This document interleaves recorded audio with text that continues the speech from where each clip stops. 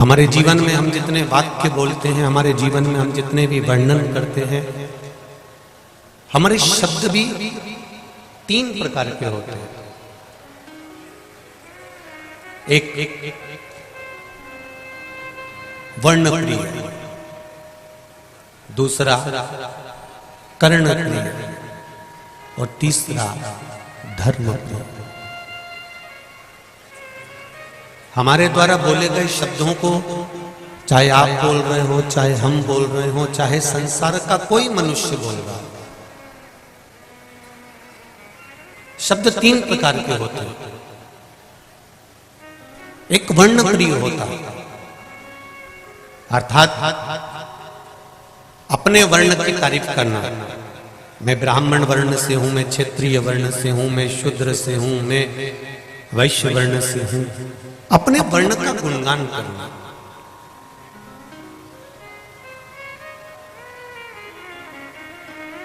अपनी समाज वालों को एकजुट कर लिया, बाकी की समाज का हमने अपमान कर दिया, या हमने अपशब्द कह दिया, या हमने आड़ा टेढ़ा बोल दिया। अपने को श्रेष्ठ दिखाया, दूसरे को नीचा गिराया। ये वर्णप्रिय शब्द होते हैं।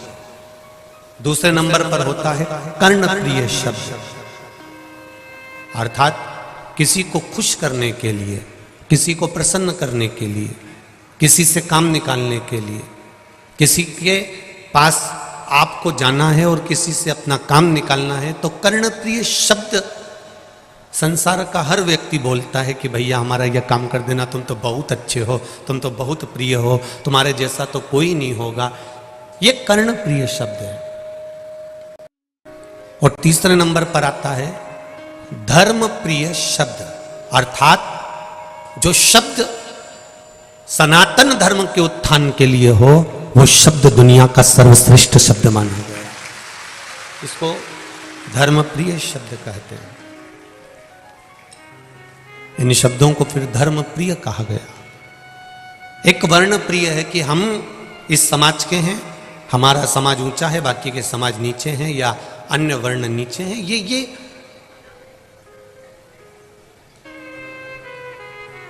अब हमको भूल जाना चाहिए। बड़े बड़े शहरों में, बड़ी बड़ी कंपनियों में जब कोई नौकरी करता है, तो वो नौकरी करने वाला ये नहीं देखा जाता है कि वो कौन वर्ण का है। कंपनी केवल ये देखती है कि उसकी एजुकेशन कैसी है, उसकी ध्यान कितनी है, उसकी पढ़ाई कितनी है, उसकी चतुरता कितनी है, उसकी विद्वत्ता कितनी है। तीन शब्द हैं, एक वर्णप्रिय, एक कर्णप्रिय और तीसरा है धर्मप्रिय। इन तीन शब्द में सर्वश्रेष्ठ शब्द है धर्मप्रियता, अर्थात हमारे धर्म को हम कैसे बचा सकते हैं, हमारे धर्म को हम कैसे जोड़ सकते हैं, हमारे धर्म को हम कैसे बचाकर पुनः सुरक्षित कैसे कर सकते हैं।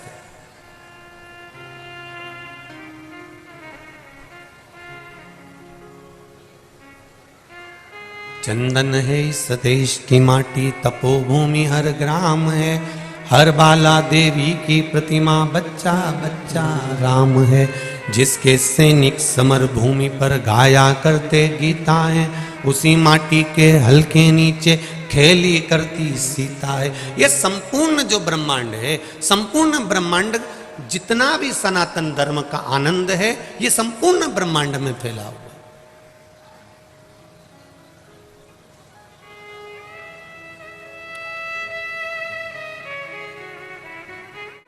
हमारे यहां तो भगवान कृष्ण की मैया यशोदा मैया भी कहती है, यश ददाती इति यशोदा।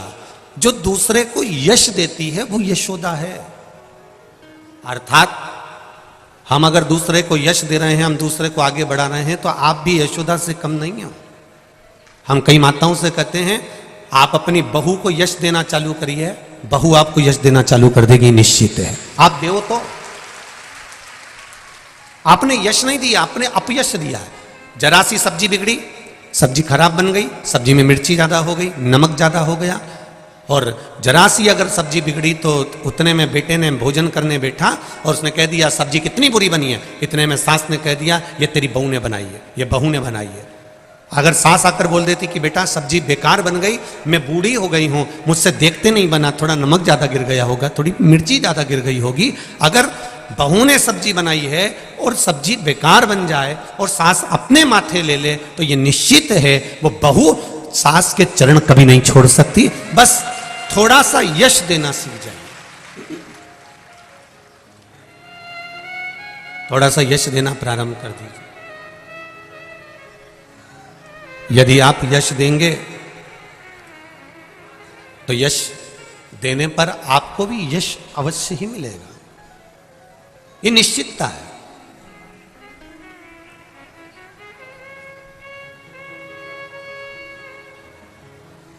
कोई तन दुखी, कोई मन दुखी, कोई धन बिन रहत उदास, और तुलसी या संसार में सुखी राम का दास। इस संसार में कोई भी सुखी नहीं है, कोई ना कोई किसी ना किसी रूप में, ये निश्चित है।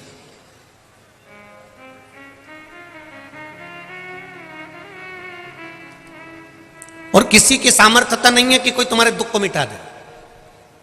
सुन लेना री कानपुर और कल्याणपुर की जीजियों, और जितने भी मेरे जीजा हुन बैठे वो भी अच्छे से सुन लेना। आओ,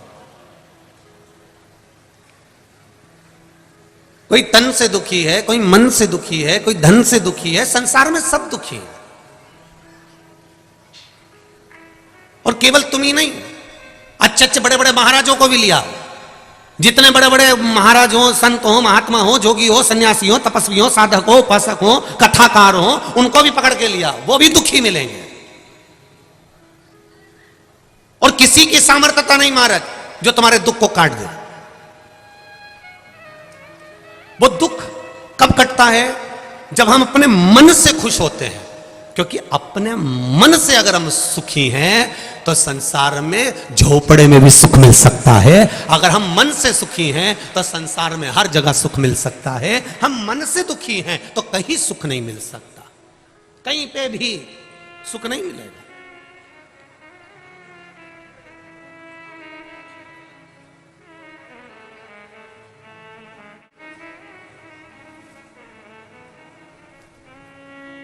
अगर संसार में दुख नहीं होता ना, तो कितना कई कई संत अपने आप में कहीं कोई गोली मार लेता है, कोई अपने आप सुसाइड कर लेता है। अब तो इतने बड़े महात्मा बनकर, इतने बड़े जोगी बनकर, सन्यासी बनकर, तपस्वी बनकर, साधक बनकर, कई कई छोटे छोटे बच्चे, कोई कोई नवयुवक बच्चे, कई कई बुजुर्ग माताएं, कई कई बूढ़े बूढ़े लोग अपने प्राणों को त्यागने का विचार क्यों? क्योंकि मन से सुखी नहीं है, आत्मा से सुखी नहीं है, इन्हें परमात्मा को पाने का प्रयास नहीं किया।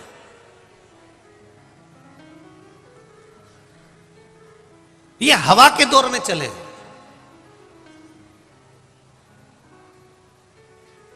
हवा का बहुत चक्कर है महाराज। अभी इनकी हवा चल रही है तो सब हवा के चक्कर में उधर चलेगा। अच्छा ईमानदारी से बोलना, हवा में कचरा रुख बदलता है कि पत्थर रुख बदलता है? बोलो री जीजी जरा कानपुर वाले, और जीजा हुन भी बोल दो, है? हवा में पत्थर रुख बदलता है? पत्थर वहीं पड़ा रहेगा, किसी की भी हवा चले पर कचरा रुख बदल लेगा, पर पत्थर अटल की अटल रहता है, पत्थर नहीं जाता। हवा किसी की भी चले। और जो शंकर के भक्त होते हैं, शिव के उपासक होते हैं, शंकर पर एक लोटा जल चढ़ाने वाले होते हैं, जो शिव मंदिर में जाने वाले होते हैं, जो शंकर भगवान का अनुमोदन करने वाले होते हैं, जो शिव जी पर एक बेलपत्र चढ़ाने वाले होते हैं, जो शंकर भगवान का गुणगान गाने वाले होते हैं, जो शंकर का नित्य स्मरण करने वाले होते हैं, वो पत्थर की तरह होते हैं। किसी की भी हवा चले इन्हें फर्क नहीं पड़ता, ये शिव के भक्त हैं और शिव के चरणों में रहते हैं। ये किसी के हवा के रुख में नहीं जाते। जहां थोड़ी बहुत चमक नजर आती है वहां से थोड़े दिन में चमक उड़ जाती है। तुम भी देख लेना, एक सोने की चेन, एक सोने की अंगूठी, एक चांदी का बर्तन, एक तांबे का बर्तन, एक पीतल का बर्तन, एक एल्युमिनियम का बर्तन, एक लोहे का बर्तन, या फिर जाने दो, तुम तो ये बर्तन को भी जाने दो, घर में बहू बच्चे, इनको भी देखना, जब आई थी तो कितनी चमक थी, ऐसा लग रहा था पूरे घर को चमका देगी। 4 दिन में मालूम पड़ा चेहरे की चमक तो थी पर जीवान की नहीं हो पाई। सोने की चेन भी चमक रही थी पर थोड़े दिन में फीकी पड़ गई। चांदी भी चमक रही थी, थोड़े दिन में फीकी पड़ गई। चमक पर मत जाना कभी जिंदगी में, बिल्कुल मत जाओ। चमक पर तो जाना ही नहीं। आप जैसे हैं वैसे ही रहना, आपको बदलने की जरूरत नहीं है। आप भगवान के भक्त हो और भक्त ही बनकर रहना। आपको नहीं बदलना है, आपको चमक की ओर नहीं जाना है। दुनिया कितनी भी चमत्कार करे, दुनिया कितनी भी चमक दिखाए, दुनिया कितनी भी चमत्कारों पर चमत्कार दिखाए, अपने को वैसे भी हमने देखा है कानपुर उत्तर प्रदेश के जितने भी लोग हैं, उत्तर प्रदेश साइड के इधर के जितने भी लोग हैं, हमने देखा ये चमक के पीछे कभी नहीं भागते। ये भागते हैं तो परमात्मा के पीछे भागते। ये नियम बना, इसीलिए तो पूरी दुनिया में छोड़कर भगवान ना तो मध्य प्रदेश में इतनी बार प्रकट हुए, ना गुजरात में प्रकट हुए, ना महाराष्ट्र में इतने प्रकट हुए जितने वो उत्तर प्रदेश में प्रकट हुए।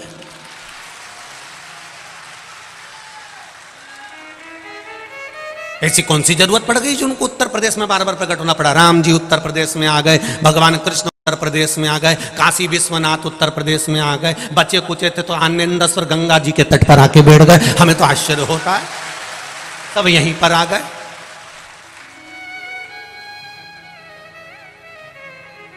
ये चमक के पीछे भागने वालों में से नहीं है, ये भगवान के पीछे भागते, भगवत चरणारविंद की ओर भागते, ये भगवान की शरणागति की ओर भागते।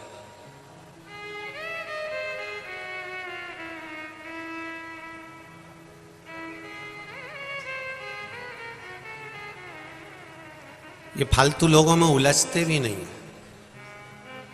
इतने विद्वान हैं ये। इनके मुंह में अगर गुटखा और पान भरा हो ना, तो ये जब तक पान गुटखा 50 रुपए का है, सामने वाले से बात जब करेंगे अगर वो 200 रुपए की बात है तो थूकेंगे नहीं तो चबाते ही रहेंगे, थूकेंगे भी नहीं, बोलेंगे ही नहीं बीच में, और बोलेंगे भी तो मुंह में भरा रहेगा। ये बोले ही नहीं है। कितना ही इनसे बोल लो साहब काका जी बढ़िया हो आनंद में, नहीं बोलेंगे। 50 रुपए से ऊपर की बात होगी तो बोलेंगे 50 का गुटखा है, नहीं बोलूंगा। जब तक तुम्हारी बात के लेवल की नहीं आएगी तब तक नहीं थूकूंगा, नहीं तो यही फंसा रहेगा। और साहब नहीं बोले, वो बात 200 तक पहुंचना चाहिए, जब तक तो नहीं बोलेगा। जब तक खड़ा ही है, सुन रहा है, बैठा है, पर नहीं बोलेगा तो नहीं बोलेगा। और जब बात इनकी चलते चलते 200 के पार कर गई तब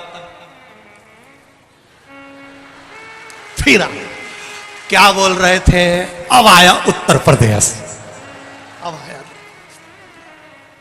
यहां व्यर्थ में लोग उलझते भी नहीं है। यहाँ का सबसे बड़ा स्नेह है कि यहाँ लोग भक्ति के पीछे भागते हैं, भजन के पीछे भागते हैं, स्मरण के पीछे भागते हैं। इसलिए मेरे रामकृष्ण इस उत्तर प्रदेश की भूमि पर जन्म लेते हैं, भजन के बल पर भागा गया।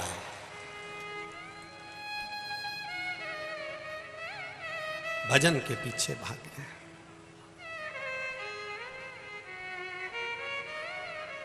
महाराज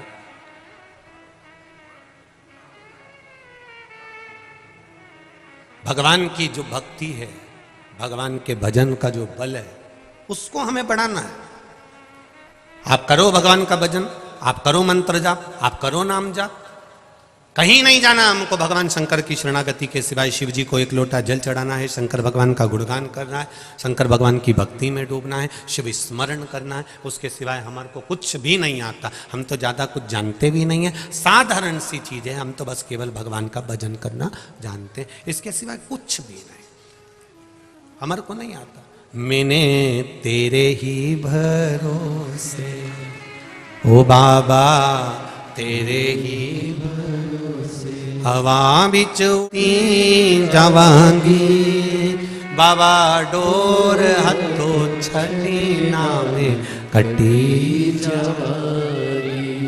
भोले मैं तेरी बदन, शंभू मैं तेरी बदन। भगवान की अविरल भक्ति की ओर चलो। विस्मयता में, भ्रमता में दुनिया के लोग तुमको ले जाने का प्रयास करेंगे, पर हमको नहीं जाना। आप वाणी मिठास की बोलिए, आप थोड़ा सा यश देने का प्रयास करिए। भगवान को चमक प्रिय नहीं है। भगवान कभी चमकता में नहीं जाना चाहता। भगवान कहता है कि मैं तो तुम्हारे हृदय में रहना चाहता हूं, दिल में। उसको चमक से कोई मतलब नहीं, कोई मतलब नहीं उसको चमक से। अगर मेरा भोलेनाथ, मेरा भगवान चमक देखता तो चमड़े का जूता बनाने वाले थे रविदास जी। बोलो री जीजियो, सही है गलत है? चमड़े का जूता बनाते थे संत रविदास जी, और चमड़े का जूता बनाते थे। अगर मेरा भगवान चमक देखता या वर्ण देखता या कुछ और देखता या ज्ञान देखता, तुम्हारी विद्वत्ता देखता, तो भगवान फिर रविदास जी के कहने पर चमड़े धोने वाले बर्तन से गंगा जी का हाथ बाहर निकलकर नहीं आ जाता। चर्मकार होने के बाद भी उनकी भक्ति का बल प्रबल था, इसलिए भगवान चमक नहीं देखता, भगवान दिल देखता है। संत रविदास जी के लिए प्रकट हो गए, संत तुलसी जी के लिए प्रकट हो गए, संत नामदेव जी के लिए प्रकट हो गए, कर्माबाई के लिए प्रकट हो गए, मुक्ताबाई के लिए प्रकट हो गए, मीराबाई के लिए प्रकट हो गए। उसने कभी चमक नहीं देखी, उसने तो केवल तुम्हारा दिल देखा है, हृदय देखा है, मन देखा है, चित्त देखा है। उसको चमक से मतलब ही नहीं। चमक तो वो खुद बनाता है, चमक तो वो खुद बनाता है। चमक बनाने में तो वो अग्रण्य है। जब किसी का हाथ पकड़ लेता है ना, उसको चमका देता है, वो फिर भले खड्डे में पड़ा हुआ क्यों ना हो, उसको चमकाने में देरी नहीं लगती, वो खुद चमका देता है। कथा सुनी होगी आप लोगों ने भागवत जी में। भगवान कृष्ण पर मणि चोरी का इल्जाम लगा। बोलो सुनी कि नहीं सुनी रहे? किस किसने सुनी? जरा हाथ उठाओ। सबने सुनी? हाँ, उधर धर्म। भगवान कृष्ण पर मणि चोरी का इल्जाम लगा। ये तुमने भागवत जी में घड़ा सुना, खूब सुना। अब आज भी सुन लो, जितने लोग हैं यहाँ पर, लगभग मेरे हिसाब से तो बाबा की कृपा से आज प्रशासन के लोग कह रहे थे कम से कम 5 लाख से ज्यादा पब्लिक यहाँ पर भरी हुई है। और वास्तवता है, आप लोग इतनी संख्या में आए हो, इतनी संख्या में आए हो कि कॉलोनी में जगह नहीं बची रे दादा, इतनी संख्या में। ये शिव कृपा है, बाबा की कृपा। और जहां जगह मिली है वहीं बैठकर सुन लो। ये मत सोचो कि कहीं हमारे लिए कुछ अच्छी जगह मिल जाए, हम अच्छी जगह। तुम्हें जहां मिल रही है चैन से, प्रेम से सुनना। तुम यहाँ जगह देखने नहीं आए हो, यहाँ भोलेनाथ जी के दिल में, और भोलेनाथ जी तुम्हारे दिल में बैठने के लिए। आप हृदय से सुनो कर, जहां मिल जाए जगह वहां बैठो। भगवान पर चोरी का इल्जाम लगा, भगवान मणि ढूंढने के लिए गए। सत्यजीत ने चोरी का इल्जाम लगाया। जामवंत के साथ में युद्ध हुआ, मणि भगवान को मिली।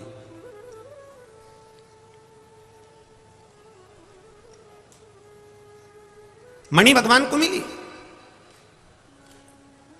ऐसा नहीं है कि मणि नहीं मिली। जामवंत ने हाथ जोड़कर कहा, प्रभु मैं मणि तो दे दूंगा, पर मेरा एक निवेदन है, मेरी बेटी जामवंती से आप विवाह कर लो। भगवान ने पूछा, तुम्हारी बेटी जामवंती कैसी लगती है? तो कहा, जैसा बाप है वैसी बेटी है। अब बाप कौन था? जामवंत, रीछ, भालू। अब भालू की बेटी रीछ की बेटी, बोलो तो। अब रीछ की बेटी कोई हीरोइन तो होगी नहीं। अब रीछ की बेटी भी रीछड़ी ही होगी। अपने यहां तो सीधे कहते हैं, बकरा बकरी की छोरी बकरी, ऊंट की ऊंटनी। अपन बोले कि नहीं बोले? साधारण साधारण भाषा में अपन लोग कह देते। अब रीछ की बेटी, जामवंत की बेटी, जामवंती। भगवान ने कहा तुम्हारी बेटी कैसी है? तो जामवंत ने कहा मेरे जैसी लगती है। तुम्हारे जैसा लंबा मुंह? हाँ। भालू जैसा मुंह? हाँ। तुम्हारे जैसे चेहरे पर बाल? हाँ। तुम्हारे जैसे बड़े बड़े नख? हाँ। पूरे शरीर पर बाल? हाँ। ऐसी कैसी है? मेरे को देख लो, मेरी बेटी को देख लो। अब राम अवतार में तुमने भले कृष्ण अवतार में जामवंत को नहीं देखा हो, पर राम अवतार में तो जामवंत को देखा होगा। जामवंत को देख लो और जामवंत की बेटी को देख लो, एक जैसे लगते थे। भगवान कृष्ण ने मन में सोचा, बताओ लड़की से विवाह कर रहा है, कम से कम देख तो लेता कि दूल्हा कितना सुंदर है, और दुल्हन ऐसी दे रहा है, रीछ की छोरी रीछड़ी। ये जामवंत अपनी बेटी से विवाह कर रहा है। प्रभु कुछ भी करो पर मेरी बेटी को, तुमने राम अवतार में मैंने कहा था आपसे कि मेरी बेटी से आप विवाह कर लीजिए। आपने कहा था एक पत्नी व्रत का पालन कर रहा हूं मैं, दूसरा विवाह नहीं कर सकता। आपने कहा था अगला अवतार होगा तब मैं तुम्हारी बेटी से विवाह करूंगा, इसलिए विवाह तो करना पड़ेगा। भगवान कृष्ण ने मन में सोचा, राम अवतार में वचन दे दिया था, हमने देखा नहीं था। अगर हम देख लेते तो उसी अवतार में हम मना कर जाते कि हम विवाह नहीं करेंगे। विवाह तो करना पड़ेगा। बुलाओ जामवंती को। द्वारकाधीश ने बुलवाया जामवंती। जामवंती सामने खड़ी थी, बिल्कुल रीछ जैसा मुंह, लंबे लंबे बाल, नख, शरीर पे बाल ही बाल। जामवंती हाथ जोड़कर कहती है, मुझसे विवाह कर लो। भगवान कहते हैं मैं तुमसे विवाह तो कर लूंगा, पर शर्त एक है। क्या? जब तक मैं नहीं बोलूंगा तब तक तुम किसी को मुंह नहीं दिखाओगी। तुम अपना शरीर का एक नख भी नहीं दिखना चाहिए तुम्हारे शरीर का। जो आज्ञा प्रभु, बस शादी कर लो। भगवान ने जामवंती से विवाह कर लिया। उसको लेकर द्वारका जी चले गए। द्वारका जी में गए तो रुक्मणी को सूचना मिली कि भगवान आए हैं और किसी से शादी कर कर आए हैं। रुक्मणी के हृदय में आग लग गई, मेरे स्वामी और दूसरी को लिया। रुक्मणी जी आई, भगवान की आरती उतारी। आरती उतार कर भगवान से पूछा, ये कौन है? भगवान के मेरी अर्धांगिनी, मेरी पत्नी। रुक्मणी जी बोली, मैं थी तो सरी। भगवान बोले गिफ्ट में मिली है। तो गिफ्ट में मिलेगा तो कुछ भी उठा लाओगे। भगवान बोले लड़के वालों से पूछो, जब बारात में 5,000 रुपए की भंगार जैसी अलमारी मिलती है, 10,000 रुपए की गाड़ी करके लेके आना पड़ता है। ये भी तो लेकर आते हैं। जो अलमारी किसी काम की नहीं, घर ले जाते 25 जगह से तुझ गई, उसका कांच तक फूट गया तो 10,000 रुपए की गाड़ी करके घर ले गया। तो हम इसको कैसे छोड़ जाते? तो इतना घूंघट क्यों करके रखा है? भगवान बोले वो बंदर है। पांव का नख तक नहीं दिख रहा था, इतनी पूरे शरीर को ढक के। मेरे हिसाब से सबसे पहला लॉन्ग लहंगा जामवंती ने पहना था। तो सबसे लंबा लहंगा होता है ना, लॉन्ग लहंगा, वो जामवंती ने पहना था। बहुत पांव का नख तक नहीं दिखे, शरीर पूरा ढका हुआ। रुक्मणी जी ने पूछा, ये इतना घूंघट क्यों रही है? भगवान बोले बहुत सुंदर है, मुझसे ज्यादा सुंदर है। भगवान बोले तू तो कुछ नहीं लगे उसके आगे, इतनी सुंदर है वो। रुक्मणी जी ने थाली नीचे रखी, पल्लू को उठाकर देखने लगी। जामवंती ने पल्लू पकड़ कर रखा था, क्योंकि द्वारिकाधीश ने कहा था चेहरा मत दिखाना। पकड़ कर रखा है। रुक्मणी जी खो रही है, मुझे मुंह को दिखने दे। जामवंती ने मुंह हिला दिया। भगवान ने कहा था बात भी मत करना, बस मुंह हिलाया। अरे मुंह तो दिखा, मुख तो दिखा। रुक्मणी को आ गया गुस्सा, इतना अहंकार सुंदरता पे। हाथ में जल लिया रुक्मणी जी ने, श्राप दे दिया, ए जामवंती मैं तुझे श्राप देती हूं कि जितनी सुंदर मैं हूं बस उतनी सुंदर रह जा।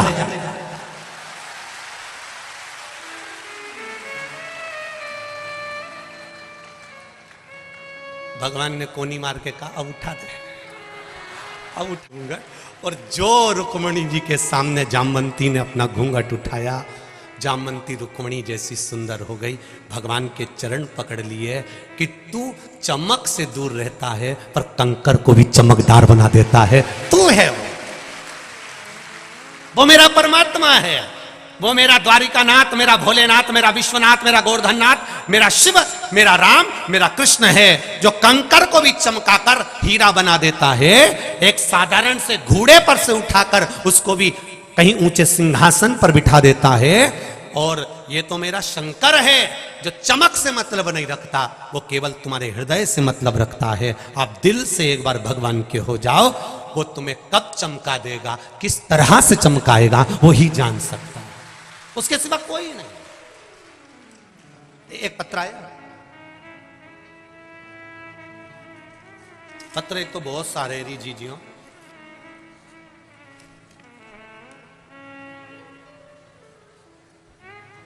अल्पना पांडे, मोबाइल नंबर लिखा है आपने अल्पना जी। शिव जी की महिमा का क्या बखान करूं गुरुदेव। मैं अल्पना पांडे, श्री संजय पांडे, बर्रा 6 कानपुर की निवासी हूं। कहीं बैठी हूं अल्पना जी तो हाथ हिलाइएगा, आपके दोनों कहीं बैठी हो तो हाथ हिलाइएगा। अल्पना जी पांडे कहीं बैठी हो, इधर हैं क्या कोने में? ठीक है, उधर के कैमरे से कैच कर लीजिएगा बाबू। अल्पना जी पांडे इधर हैं, दिख रही हैं क्या? आस्था वालों को दिख गई? आस्था वालों तुम भी अगली बार से 4-5 कैमरा लेके आया करो, बहुत सारे हो गए, इनको कैच कैसे करोगे रे?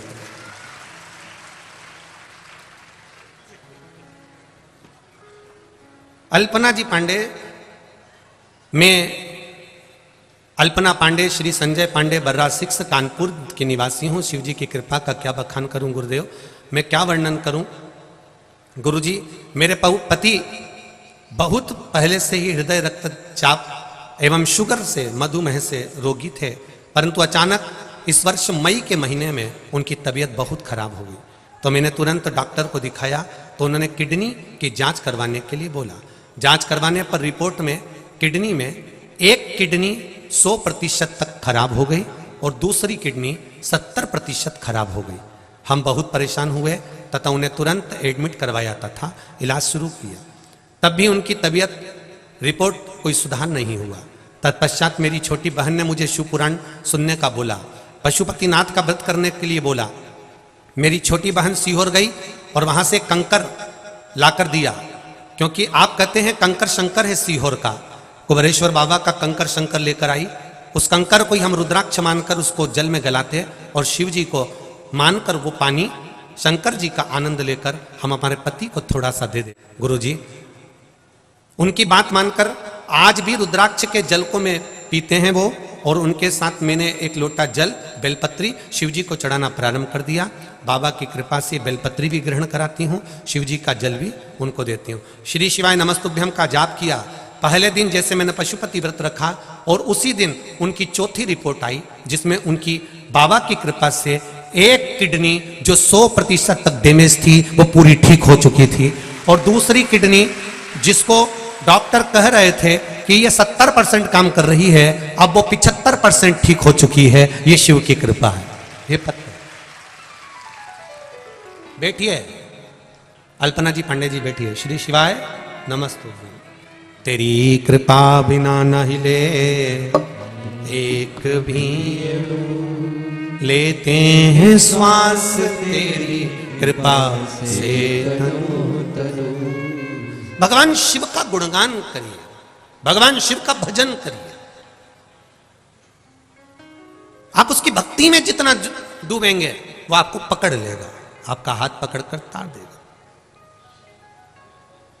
दुनिया कितनी भी चमक दिखाए, चमक की ओर ना जाकर भगवान का पथ पकड़िए।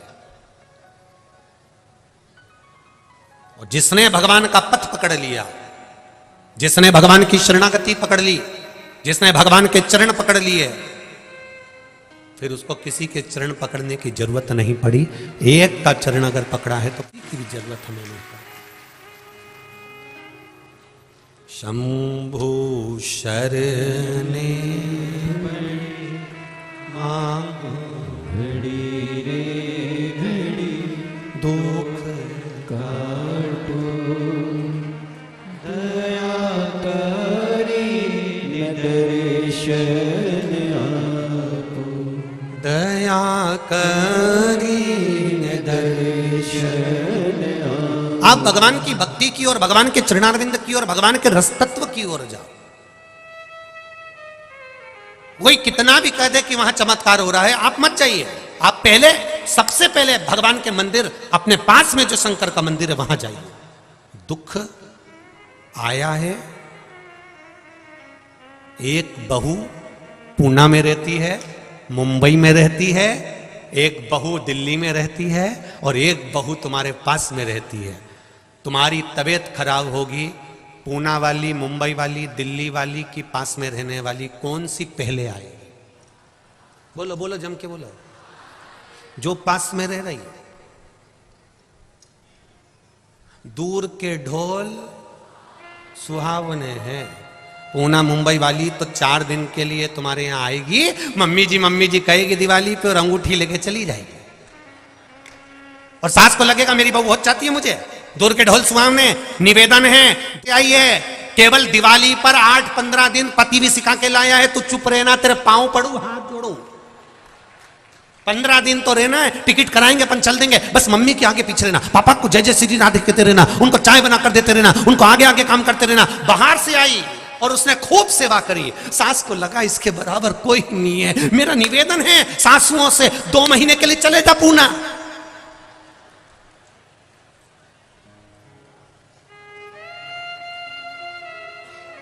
अभी तक जो जगदंबा थी, थोड़े दिन में चंद्र घंटा नहीं हो जाए तो बता देना। रोज चंद्र घंटा प्रतिदिन।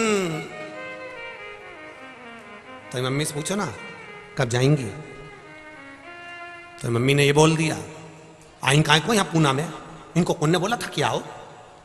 बहुत कठिन है महाराज, दूर के ढोल सुहावने। कोई कहते वहां चमत्कार हो रहा है, कोई कहते वहां ये हो रहा है, कोई कहते वहां वो हो रहा है। नहीं, सबसे पहले अगर तुम्हारे को दुख है तो दुनिया में जाने से पहले अपनी जो बहू पास में है, अर्थात जो शंकर जी का मंदिर तुम्हारे करीब में है, पहले उसके पास चले जाना, उससे विनती कर, उससे निवेदन करो, उसके विनती। पास में बेटा है उससे तो कहने रही, और फोन लगा के पूना के बेटे को कह रही मेरे को ये तकलीफ आ गई, तो पूना के बेटे ने कह दी मम्मी डॉक्टर को दिखा लो ना उधर जाके। तो लेके कौन जाएगा, आजा पूना से। अगर यही बात तू साथ में रहने वाले बेटे से कहती बेटा मेरे सच है, तो बेटा कहता मम्मी मैं अभी चलता हूं, थोड़ी देर में मैं आ रहा हूं, तुम चिंता मत करो, मैं दिखा लाऊंगा। बेटा खुद लेकर जाता, नौकर को भेजता, चाकर को भेजता, किसी को भेजता, पत्नी को कहता, पर दिखा कर लाता। पर तुमने दूसरे को आस जगा कर कि वो मुझे कर देगा, तो उसने फोन किसको लगाया, बेटे को। बेटे ने कहा मम्मी ने तुझसे कहा भैया तुझसे कहा, ये बात मुझसे मां बोल देती मैं दिखा लेता। मतलब मुझे तो नीचा दिखा दिया कि मैं कुछ नहीं कर सकता। आपके पास में जो रह रहा है, आपके करीब में जो रह रहा है, जो शंकर भगवान का मंदिर तुम्हारे नजदीक में है, जो शिवालय तुम्हारे पास में है, जो शंकर भगवान का शिवालय तुम्हारे नजदीक में है, जो बेलपत्री का पेड़ तुम्हारे पास में है, जो पीपल का वृक्ष तुम्हारे पास में है, जो आंवले का वृक्ष तुम्हारे पास में है, जो शंकर का शिवालय तुम्हारे पास में है, सारी दुनिया में जाने से पहले तुम्हारे करीब के शंकर भगवान के मंदिर में पहुंचो। उसको हल्के में मत लो। शिव मंदिर वहीं बनता है जहां शिव चाहता है।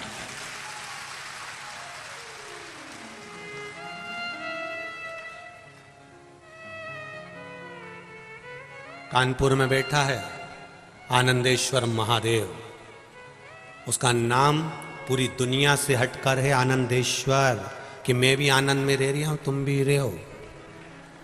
क्या किसको रोइए, चादर तान के सोइए। ये महादेव सिखा रहा है टेंशन वेंशन लेने की जरूरत नहीं है, टेंशन की जरूरत नहीं है। भगवान की भक्ति में जुओ जितना हो सकता है, और रहो अपनी मस्ती में, जैसे रहते हो साधारणता में, जैसे आनंद में, सिंपल, कोई चमक नहीं, कोई चमक नहीं चाहिए। ऐसी चमक, ये चमक ये दमक फुल वन में महक, सब कुछ सरकार तुम्हारी से है। उसकी भक्ति को रमो, उसके भजन को रमो। क्या सोचना अपन को चमक का। एक बात और अपनी जिंदगी में उतार लीजिए, चारों तरफ कुर्सी पाने के लिए, पद पाने के लिए, प्रतिष्ठा पाने के लिए, स्थान पाने के लिए एक होड़ लगी हुई है, लोग दौड़ रहे हैं। मेरा निवेदन है सब कुछ मिल सकता है, एक बार शंकर भगवान को पाने के लिए दौड़ पड़ो, सब कुछ मिल जाएगा, सब कुछ। एक समानता का जीवन जिए।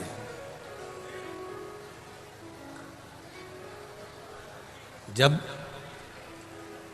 हम बहुत उन्नति की ओर बढ़ जाते हैं ना, जब हम बहुत ऊंचाई की ओर चले जाते हैं, बहुत बड़ा बनने का प्रयास करते हैं, तब हमारी दो चीजें कम हो जाती हैं। क्या क्या चीज कम हो जाती है?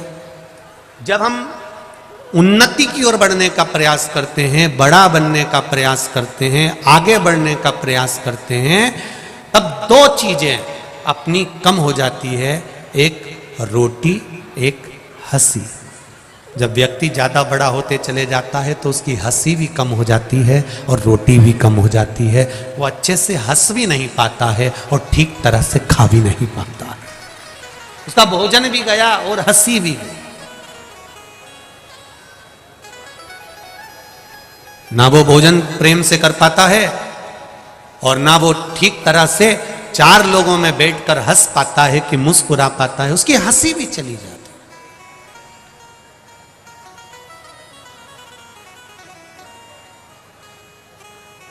हम तो कहते हैं जब ज्यादा बड़े हो जाते हैं तो लोगों की हंसी के साथ में रोटी भी चली गई, ताली भी चली गई, भजन भी चले गया और सबके साथ में बैठना भी चले गए।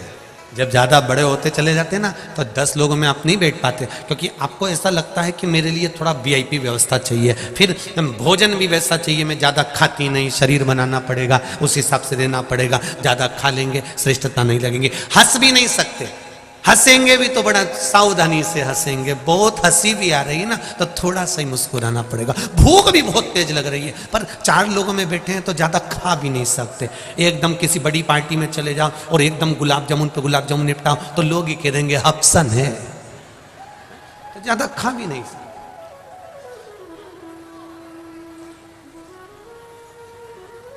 छोटे बनकर आप कुछ भी कर सकते हैं।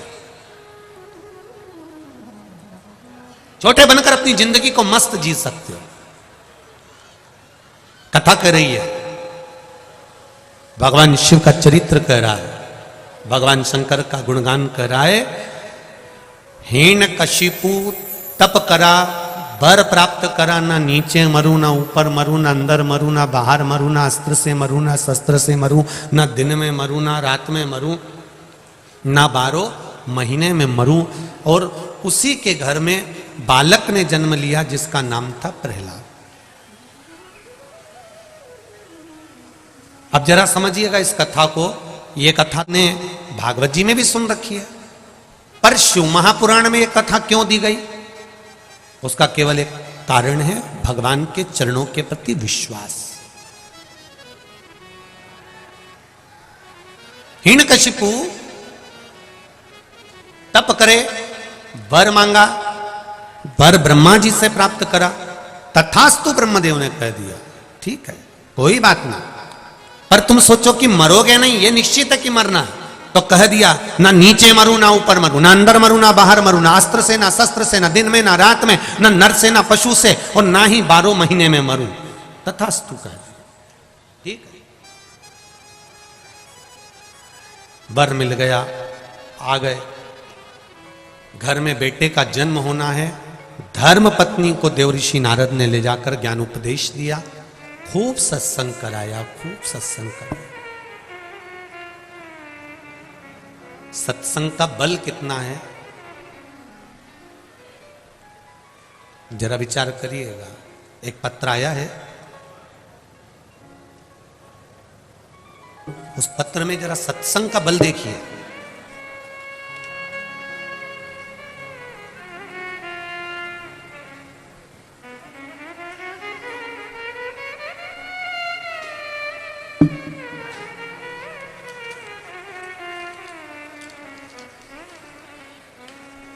इन पत्रों से ये मालूम पड़ता है कि भगवान शंकर के प्रति आपका विश्वास कितना, भरोसा कितना है। इस पत्र में दिल्ली के हॉस्पिटल की पूरी रिपोर्टें लगाई गई हैं, पूरे एक्सरे लगाए गए हैं, जो शरीर में रोग हुआ उसकी पूरी जांचें सब लगाई गई। जरा पत्र, मेरा नाम रेणु तोमर है, मैं मुरैना मध्य प्रदेश से आई हूँ। रेनू जी कहीं बैठी हो तो हाथ हिलाइएगा। रेनू तोमर मुरैना मध्य प्रदेश से हैं, कहीं बैठी हो तो हाथ हिलाइएगा। जहाँ भी बैठी हो अपना दोनों हाथ अवश्य हिलाइएगा। कहीं बैठी हो, इधर है क्या?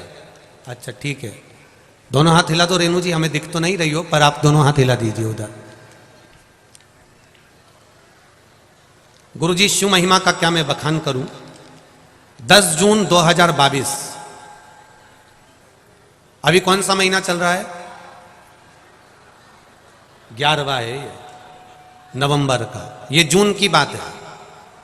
10 जून 2022 में मेरी माँ को हार्ट में दर्द होने लगा, तो फिर उन्हें ग्वालियर में डॉक्टर ने सीटी स्कैन कराया तो उनको क्लॉट नजर आया। तो फिर से डॉक्टर ने दोबारा से सीटी स्कैन कराया तो उसमें डॉक्टर ने उन्हें लंग्स में कैंसर की गांठ बताई और बोला कि इनको जल्द ही कैंसर हॉस्पिटल में भर्ती करो। कीमो कराने का बोला। उस समय हमें कुछ समझ में नहीं आया और फिर हमारे यहाँ हम उनको मंदिर देवालय का भी स्मरण कराए और अंत में हम उनके लिए बाबा से विनती करते रहे, बाबा को निवेदन करते रहे। फिर हम उनको चौतराम अस्पताल में दिखाने के लिए लेकर गए। फिर पीटी स्कैन हुआ और उस पीटी स्कैन में डॉक्टर ने 3 कैंसर की गांठ बताई और बोला कि आपकी मम्मी के लंग्स में जो 3 गठाने हैं वो कैंसर की हैं। और उस डॉक्टर ने वहीं जांच को बेंगलोर भेज दिया। जब बेंगलोर वाली जांच वापस आई तो डॉक्टर ने बताया कि आपकी मम्मी को कैंसर है और इनको 46 हजार रुपए की कुछ दवाइयां हैं, वो इनको देना चालू करना पड़ेगा। फिर कीमो का क्रम चालू करेंगे, जांच करेंगे। करते करते उसी जगह पर जहां पर मम्मी को एडमिट किया था पास में ही एकांत में मैं बैठी हुई थी और किसी ने बोला कि आप कुंदकेश्वर महादेव के नाम से 1 लोटा जल शिव जी को चढ़ाओ और वहां से एक बेलपत्री लेकर आ जाओ और भगवान शंकर को याद करो, कुबेरेश्वर महादेव को याद करो, कुंदकेश्वर महादेव को याद करो। मैंने वो जल लाकर माता को देना प्रारंभ करा, बेलपत्री खिलाना चालू करी। फिर बाबा की कृपा ऐसी हुई, गुरुदेव भगवान शंकर की शिव महापुराण की कथा मम्मी को सुनाना प्रारंभ कर दिया। बाबा की 46 हजार रुपए की टेबलेट भी हम लोगों ने जैसे तैसे मंगवा ली और देने के लिए आतुर हुए। पर बाबा की कृपा ऐसी हुई गुरुदेव, दूसरी जब रिपोर्ट आई तो डॉक्टर मेरे पिताजी ने मुझे फोन कर कर बोला कि बेटा दूसरी जो रिपोर्ट है उसमें जो 3 गांठें थी, एक भी गांठ कैंसर की नहीं रही, सारी गांठ समाप्त हो गई। उसकी जांच ये भेजी है, फोटो भी भेजे हैं, जांच की रिपोर्ट भी भेजी है, जिसमें पहले कैंसर बताया गया था वो भी आप टीवी पर देख सकते हैं। उसमें गठाने निश्चित बताई गई और बाद में गठाने गायब भी हुई, वो भी कैंसर की रिपोर्ट में वर्णित थे। एक रिपोर्ट में कैंसर है और दूसरी वाली में कैंसर गायब। ये शिव है, आपका विश्वास, आपकी जागरूकता। एक पत्र और है बड़ा सुंदर।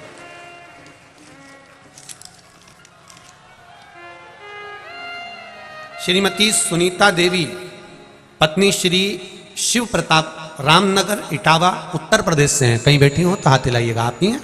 श्री शिवाय नमस्तुभ्यम। दोनों हाथ हिला दो एक बार। हर हर महादेव। हे गुरुदेव, एक गरीब काम करने वाली लड़की हमारे पड़ोस में रहती है। 15 दिन पहले अचानक उसकी तबीयत खराब हो गई। डॉक्टरों ने अल्ट्रासाउंड कराया तो उसके लीवर में 42 mm का फोड़ा हो गया। वो घर गई तो उसने बताया कि जब हम उनसे बात करने गए तो उन्होंने बताया कि 42 mm का फोड़ा लीवर के पास में हो गया, ऑपरेशन करने को बोला है। 2-3 महिलाओं को ये बात हमने बताई। फिर सबने बाबा भोलेनाथ जी से विनती करी। शिव जी का जल चढ़ाया हुआ हमने उसको पिलाया भी गुरुदेव। जल चढ़ाने के बाद पिलाना चालू करा, पत्र भी दी, पर गुरुदेव आराम नहीं लगा। 5 दिन बाद फिर जांच कराई। 5 दिन बाद जांच कराई तो 42 mm का जो फोड़ा था वो 52 mm का हो गया। अब घटा कि बड़ा? बड़ा है ना। 42 mm का फोड़ा 52 mm का हो गया। डॉक्टरों ने कहा इनका ऑपरेशन के लिए बाहर ले जाना होगा, नहीं तो इनको बहुत तकलीफ हो जाएगी क्योंकि लीवर के पास में फोड़ा है। मैंने 2-3 महिलाओं से लेकर मोहल्ले से चंदा इकट्ठा करा, क्योंकि उनके पास कुछ नहीं था। 45,000 रुपए देकर शाम को ही उन्हें ग्वालियर भिजवा दिया गया। ग्वालियर भेजते समय हमने देवाधिदेव महादेव से प्रार्थना करी, बाबा वो सियोर वाला महाराज चिल्ला के कहता है कि 3 महीने में सबका काम हो जाता है। हमने तो पानी पिलाया था, वो 42 का 52 हो गया, कुछ कृपा करिए ना बाबा। एक बेलपत्री शिव जी पे से उठाकर उसके साथ रखकर भेज दिया। बाबा की कृपा देखिए गुरुदेव। ग्वालियर जब भेजा तब अस्पताल में उनकी फिर जांच होना चालू हुई और एक जांच में 52 mm का फोड़ा निकला और दूसरी जांच फिर आई तो उसमें एक भी फोड़ा नजर नहीं आया और वो ठीक होकर अपने घर आ गई। गुरुदेव हम घबरा गए थे कि 42 mm का 52 mm हो गया, पर मेरे बाबा ने शायद यहां इलाज कराते तो वो ऑपरेशन ही कर देते, और बाबा ने 52 mm का कर कर ग्वालियर इसलिए भेजा था कि उसको ऐसे कैसे ही वापस भेजना था। ये शिव है, ये औघड़ी है। बैठो बहन, श्री शिवाय नमस्तुभ्यम। वो सोचता है हर पल हर घड़ी हर क्षण तुम्हारे साथ है। अब एक बात सोचिएगा जरा, सियोर वाला महाराज इनके साथ में वहां नहीं था, पर जो पास में शिव जी का मंदिर था, जो पास में वो आई कि नहीं आई, वो सामने खड़ी हुई कि नहीं हुई। मेरा महादेव तुरंत तुम्हारे सामने आकर खड़ा हो गया। अकाल मृत्यु वो मरे जो काम करे, चंडाल का काल उसका क्या बिगाड़े, जो भक्त हो महा काल का। जो शिव की आराधना कर रहा है, अगर वो 42 mm का ही फोड़ा रहता तो ऑपरेशन यही करा देते, पर वो 52 का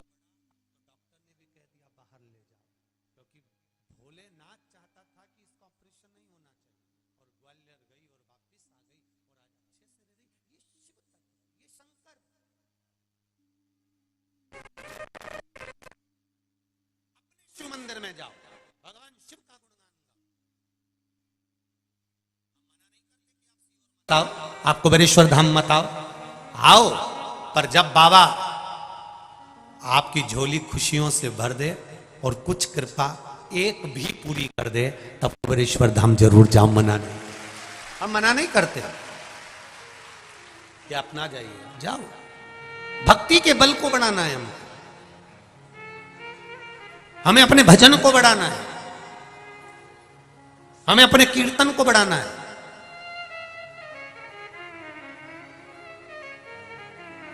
एक बात और कहना चाहेंगे, सुन लेना जरा अच्छे से, कानपुर वाले और कल्याणपुर वाले और जितने लोग आस्था चैनल पर कथा सुन रहे हैं, जितने फेसबुक यूट्यूब पर सुन रहे हैं, वो भी सुन लेना। तुम बहुत देर तक भगवान के मंदिर नहीं जा सकते, शिव महापुराण की कथा में नहीं जा सकते, तो कबड्डी खेले हो? कबड्डी है? खेले हो? क्या करना पड़ता है? बस दुश्मन की पाली में जाओ, कबड्डी कबड्डी कबड्डी कबड्डी कबड्डी कबड्डी कबड्डी कबड्डी टच कर कर आ जाओ, जीत जाओगे निश्चित है। ज्यादा देर भगवान के पास बैठने की जरूरत नहीं है, बस शिव मंदिर की देहली तक जाओ, छूकर वापिस आ जाओ, जीत जाओ निश्चित है। शिव मंदिर के द्वार तक गए और जीत कर वापिस आ जाओ, ये निश्चितता है। तेरी कृपा बिना ना हिले। हमारे बीच में संत महात्मा हैं, जोरदार ताली बजाकर स्वागत कर। तेरी कृपा बिना ना हिले, एक भी अणु लेते हैं श्वास, तेरी कृपा से एक जरा सा बस केवल टच ही किया है। आती है? कौन कौन खेले हैं कबड्डी? खेले हो? अरे बहुत बढ़िया, धर लो धर लो। कबड्डी कबड्डी कबड्डी टच करा, वापिस लौट कर आ गए। और अगर थोड़ी सी देरी हो जाती तो फिर डूब जाते। गए, भगवान की चौखट तक पहुंचे, भगवान के द्वार तक पहुंचे, भगवान की शरणागति तक पहुंचे, थोड़ा सा स्पर्श मात्र किया, उसमें भी सुख मिल गया, उसमें भी आनंद की अनुभूति हो गई। मेरे भोले तेरा सहारा है, मेरी नैया का तू किनारा है, मेरी नैया का तू किनारा है। शिव कृपा जैसी। आप अगर आए हो शिव महापुराण की कथा में, भगवान शंकर की पावन कथा को श्रवण करने के लिए पहुंचे हो, समझ लेना पाली टच कर कर जा रहे हो तो ये निश्चित है कि विजयता प्राप्त जरूर होगी। आप आए उसके द्वार तक, आप आए उसकी चौखट तक। और मेरा इंदौर वासियों से भी निवेदन है, दलाल बाग के पास में इंदौर में यह कथा 22 तारीख को कानपुर में विराम हो जाएगी, 24 तारीख को दोपहर में 2 बजे से 5 बजे तक इंदौर में प्रारंभ हो जाएगी। मौका मत छोड़ना, टच करने के लिए भगवान शिव की शिव महापुराण में जरूर पहुंचना। मेरा बाबा क्या देगा ये तो मेरा विश्वनाथ ही जान सकता है, ये मेरा बाबा देवाधिदेव महादेव जान सकता है। लोग मुरैना से आ रहे हैं, मध्य प्रदेश से, कोई झांसी से आ रहा है, कोई रायसेन से आ रहा है, कोई कलकत्ता से आ रहा है। यहाँ कोई कलकत्ता वाले भी बैठे हुए हैं, कोई कलकत्ता से, कुछ तो मेरे ने दिया होगा तब तो पहुंचे हैं। ये इतने पत्रों का ढेर लगा हुआ है, पत्रों का। ये विश्वास से आप, भरोसा, दृढ़ता,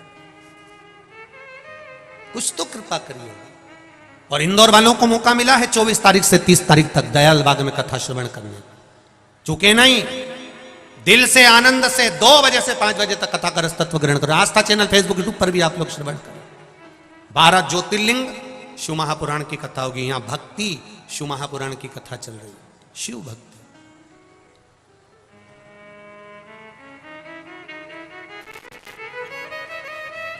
पर अब एक निवेदन आप सबसे है, जो रात्रि को रुकने वाले आते हैं उनसे निवेदन है, अपने साथ में ओढ़ने का जरा कम्बल मम्मल थोड़ा मोटा लेके चलो, ठंड पड़ने लगी है, उसका ध्यान रखकर चलिए। आप लोग आते हो मना नहीं, पर थोड़ा सा ओढ़ने का जो कम्बल वगैरह है वो थोड़ा मोटा लेकर चले, जिससे आप लोगों को ठंड ना लगे, उसका विशेष ध्यान।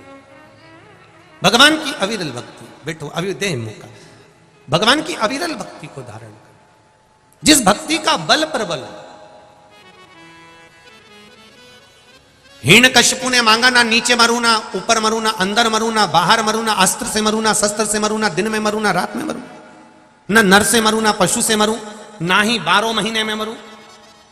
धर्म पत्नी गर्भ से थी और नारद जी ने उनको ज्ञान उपदेश दे दिया, गर्भवती नारी को भगवान का भजन करना चाहिए। ये हमारा शास्त्र कह रहा है,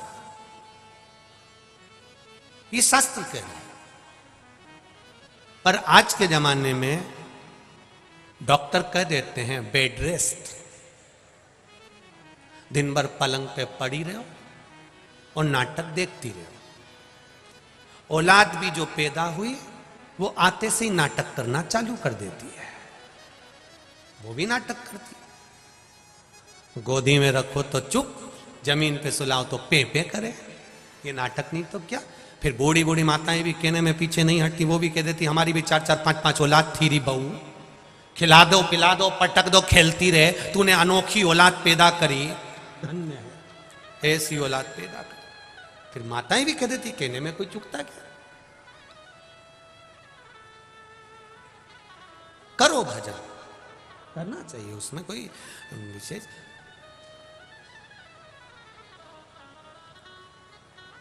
पर गर्भ में बच्चा हो, गर्भ में संतान हो, गर्भ में अगर औलाद है, गर्भ में अगर संतान है, तो भजन, शिव का भजन। एक माता ने अपने एक प्रश्न को लिखा था कल के पत्र में, पत्र शायद पीछे होंगे, आप लोग बाद में पढ़ सकते हैं। पत्र में एक माता ने प्रश्न लिखा था, क्या नारी भगवान शंकर के शिवलिंग का निर्माण कर सकती है पूजन शिवलिंग बनाकर? तो हम तो हमेशा कहते आए, हमने हमेशा आपसे कहा है कि शिवलिंग का निर्माण कोई भी कर सकता।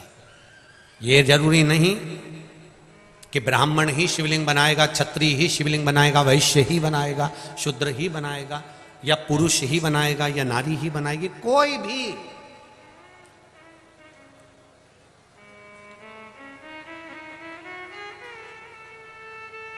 और नवयुवक बेटा बेटियों से निवेदन है, अगर आप एग्जाम के लिए तैयारी कर रहे हैं, पढ़ो। आप कंपटीशन एग्जाम की तैयारी कर रहे हैं, करो। उनसे निवेदन है, पेपर में अगर समय हो 2 महीना, 4 महीना, 6 महीना हो, कंपटीशन एग्जाम की पूरी तैयारी करो। पूरी तैयारी एकदम कर्म प्रधान। उनसे निवेदन है, महीने में एक बार बालू रेत मिट्टी का शिवलिंग बनाओ, उसको जल चढ़ाओ, घी का दिया लगाओ, पूजन करो, शहद बेलपत्र शिव जी को समर्पित करो, अपनी कामना कर कर विसर्जन करो। 2-4 महीने जब तक एग्जाम नहीं आते, महीने में केवल एक दिन भी अगर आप मेरे देव अधिदेव महादेव को दे रहे हैं, उतने में ही मेरा बाबा कृपा कर देगा, ये निश्चित है। करो कंपटीशन एग्जाम की तैयारी। और जिन जिन ने नौकरी की तैयारी करी है, भले पक्की कर रहे हो चाहे सरकारी की कर रहे हो, मेरा बच्चों से, बेटों से, बेटियों से निवेदन है, खूब पढ़ो, दिल से खूब अच्छा नंबर लाओ, खूब मेहनत करो। पर साथ में शिव महापुराण को विश्वास मानकर भगवान शंकर का अनुमोदन कर कर, विनती कर कर, फिर कंपटीशन एग्जाम में या कहीं इंटरव्यू देने जा रहे हो, वहां भी शिव का श्री शिवाय नमस्तुभ्यम जप कर बाबा को दिल में बिठाकर एग्जाम दीजिए।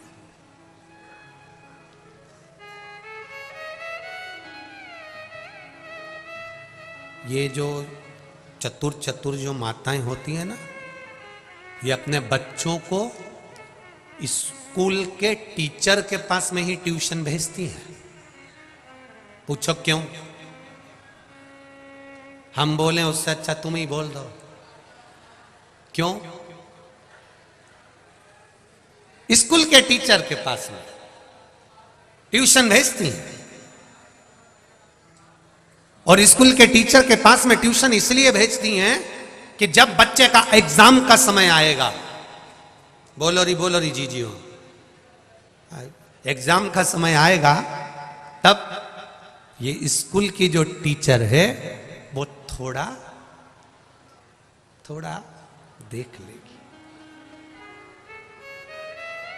अब बच्चा एग्जाम दे रहा है, जिसके पास उसने ट्यूशन पढ़ी है, वो टीचर घूम रहा है। टीचर जब घूम रहा है और टीचर जब इधर से उधर घूम रहा है, और महाराज जब टीचर इधर से उधर घूम रहा है तो बच्चे को लगता है कि मैंने इन्हीं के पास ट्यूशन पढ़ी है, मेरे सर मुझे बताएंगे, मेरे टीचर मुझे दिखाएंगे, कुछ बता देंगे। पर टीचर एग्जाम के उस कक्ष में अपने स्टूडेंट को कुछ नहीं बताता है। ये टीचर की मर्यादा है, बताता नहीं है, उसकी मर्यादा में रहता है। एग्जाम दो, एग्जाम तुम दीजिए, पर टीचर एक बात जरूर कर देता है, तो चिंता मत कर, एग्जाम दे, लिख पढ़,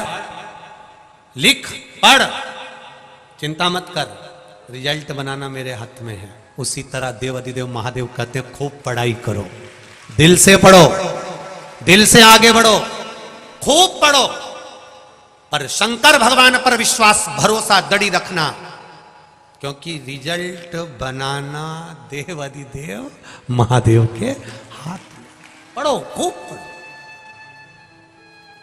मैंने तेरे ही भरोसे तेरे ही भरोसे हवा बिच उड़ती जवानी, बाबा डोर हटो छठी नाम में कटी जवानी, भोले मैं तेरी बदन, शंभो मैं तेरी बदन। दिल से कहो उसको। प्रहलाद का जन्म हुआ माता के गर्भ से, देवऋषि नारद ने ज्ञान उपदेश दिया। वो ज्ञान इतना प्रबल था देवऋषि नारद का दिया हुआ कि गर्भ से जो बालक हुआ, उसने आते से भगवान के नाम का आह्लाद करा और उसका नाम प्रहलाद हो गया।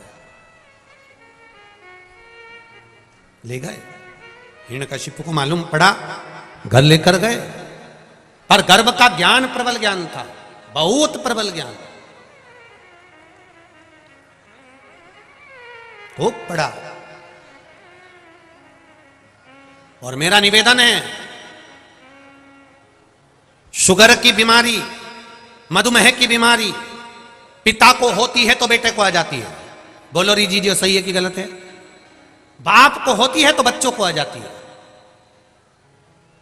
जब शुगर की बीमारी बाप को है तो बेटे को आ गई, बाप को है तो बेटी को आ गई। पर एक बात समझ में नहीं आती कि पिता धर्मात्मा है, इतना पुण्यात्मा है, तो फिर इस पुण्य आत्मा के जैसा हृदय ये छोरे में क्यों नहीं आया है? बीमारी आ सकती है। उसको शुगर थी तो इसको भी आ गई, उसको मधुमेह था तो इसको भी मधुमेह आ गया। डॉक्टर भी पूछते हैं तुम्हारे पिताजी को शुगर थी क्या? हाँ साहब उनको शुगर थी, तो तुमको भी है, थोड़ा ना थोड़ा अंश है। कारण मेरा निवेदन केवल इतना सा है, पिता का जैसा धर्म है, पिता जैसे भगवत भजन में लगा है, पिता जैसे धर्म में लगा है, सुंदर संस्कारों में लगा हुआ है, सनातन धर्म को आगे बढ़ाने में लगा हुआ है, अच्छे कर्म को आगे बढ़ाने में लगा हुआ है, ऐसा पुत्र होना चाहिए। पर आजकल कहने और करनी में अंतर है बहुत। ये एक माता जी ने लिखा है कि गुरुजी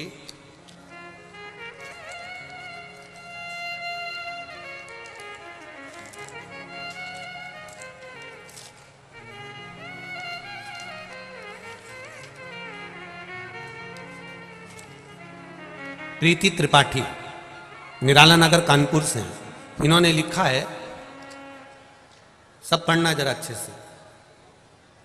गाय के लिए गुरुदेव 2 वचन कह दीजिए जिससे गौ माता की रक्षा हो सके, उसके लिए। प्रीति त्रिपाठी ने लिखा है। अब बेटा प्रीति त्रिपाठी, आपके चरणों को मैं नमन करता हूं, प्रणाम करता हूं। आपके संस्कार हैं, आपके संस्कार हैं। आपने बोला गौ माता के लिए बोल, हमें गौ माता के लिए बोलने में कोई परेशानी नहीं, पर दुख केवल एक है हमारे हृदय में। इतना गौ माता पे प्रवचन देते हैं, इतनी सीख देते हैं, गाय को ऐसे रखो वैसे रखो, जरा सी बात में गाय का नाम आता है और आग बबूला हो जाते हैं, जरा सी देर में गौ माता के लिए टूटमान हो जाते हैं।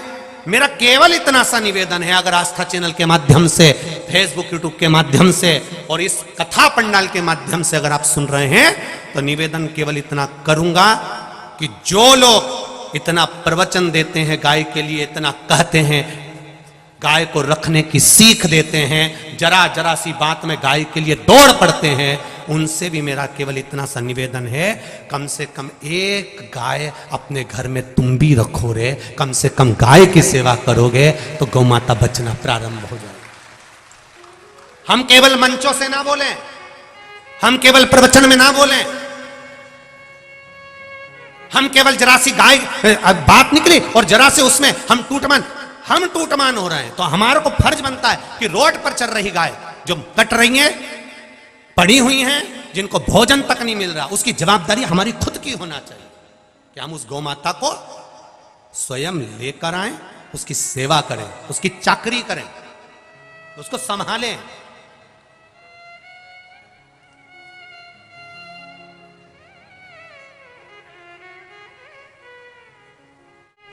पहले 322 ब्रेसिंग मशीन वाले कत्ल खाने थे। कितने? जम के बोलो जरा। 322।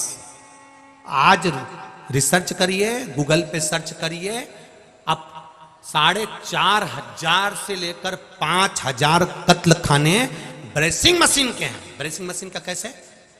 गाय का सफेद मांस की कीमत कम है और लाल मांस की कीमत विदेशों में ज्यादा है। तो क्या करते हैं मशीन वाले, गाय को कसाई के यहां से खरीद कर ले गए, कसाई घर में उसको रखा, रखने के बाद एक कुएं में, अंधे कुएं में उसको छोड़ दिया।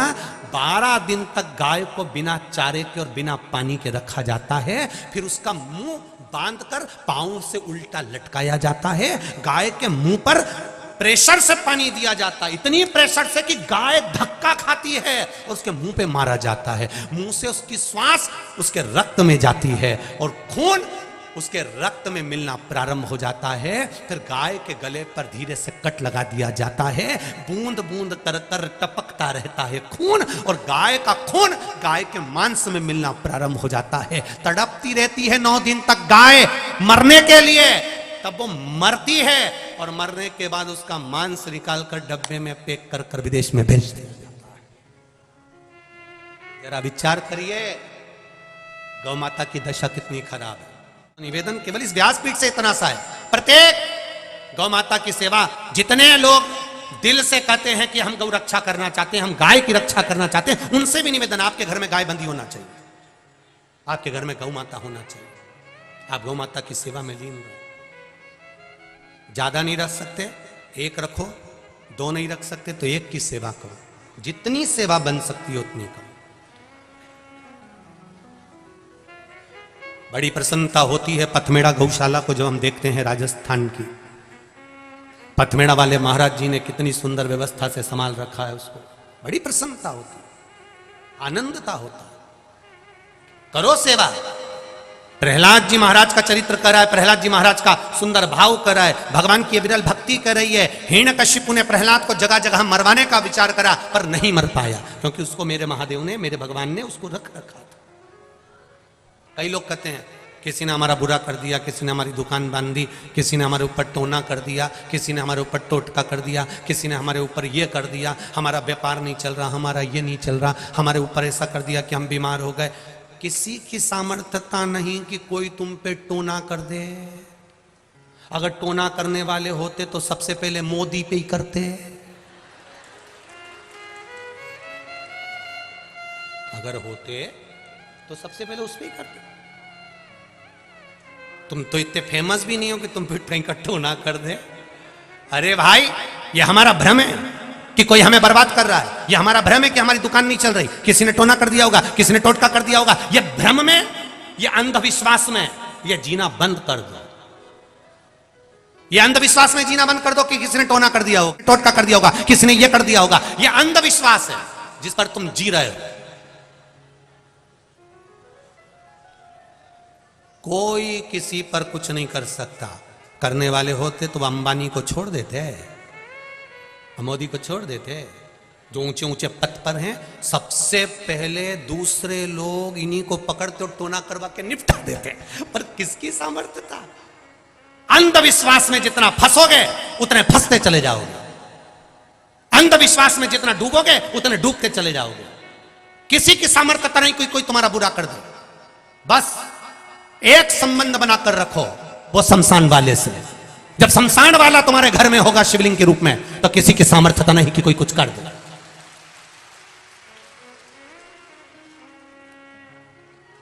जिसके घर में भगवान शंकर का शिवलिंग विराजमान होता है, जिसके घर में भगवान शंकर के लिए 1 लोटा जल प्रतिदिन निकलता है, जिसके घर में भगवान शंकर को रोज 1 बेलपत्र चढ़ती है, शिव जी के मंदिर में घर का कोई एक व्यक्ति भी अगर जाता है और शंकर के मंदिर से वापिस आता है, तो घर में भगवान शंकर के रज हमारे घर में आती है, तो किसी की सामर्थ्यता नहीं कि कोई टोना कर सके, किसी की सामर्थ्यता नहीं। अंधविश्वास में जीना बंद करो। अंधविश्वास मत रखिए कि कोई कुछ कर देगा। भजन करो, भजन का बल बढ़ाइए। कुछ नहीं, भजन। प्रहलाद को खोलते हुए तेल में डाल दिया, कुछ नहीं हुआ। अग्नि में पटक दिया, कुछ नहीं। पहाड़ से नीचे फेंक दिया, कुछ नहीं। अंत में कहा भगवान है। खंबे में से भगवान प्रकट हो गया, प्रहलाद को बचा लिया, हिरण्यकशिपु को मार दिया। अब यहां तक की कथा तो भागवत में थी, पर शिव जी का एक रूप शिव महापुराण में यहां पर प्रकट हो रहा है, जिसको श्रंभेश्वर महादेव कहा गया है। कौन से महादेव? जम के बोलो जरा। श्रंभेश्वर महादेव। अब एक रूप प्रकट हुआ।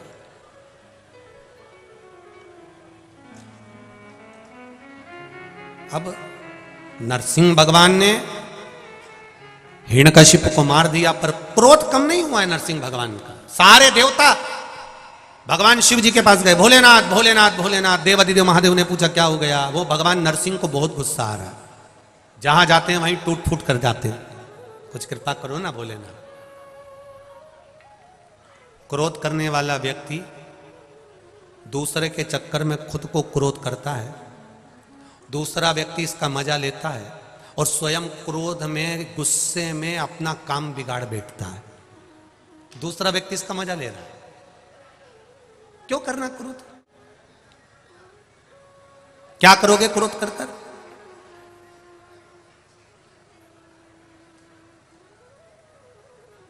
जिस समय क्रोध आए थोड़ी देर भगवान की भक्ति का रसतत्व ग्रहण करो। शिव मंदिर पहुंच गए, भगवान शंकर का गुणगान करा, स्मरण करा।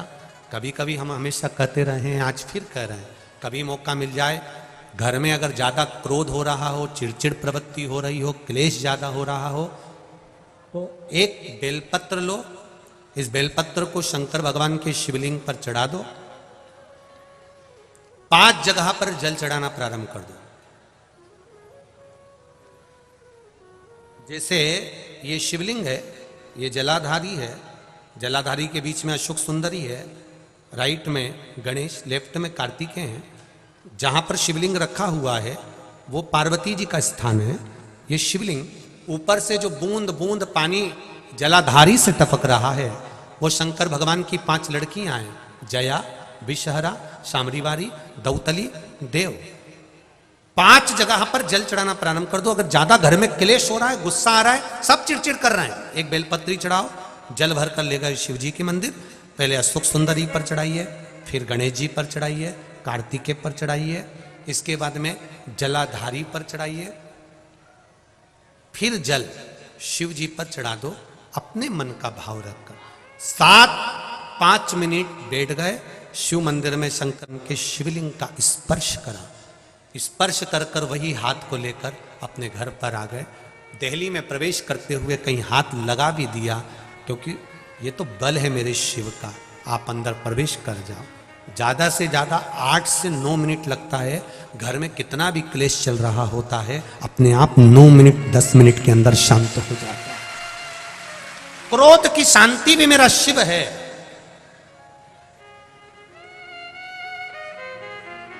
उसका भजन है।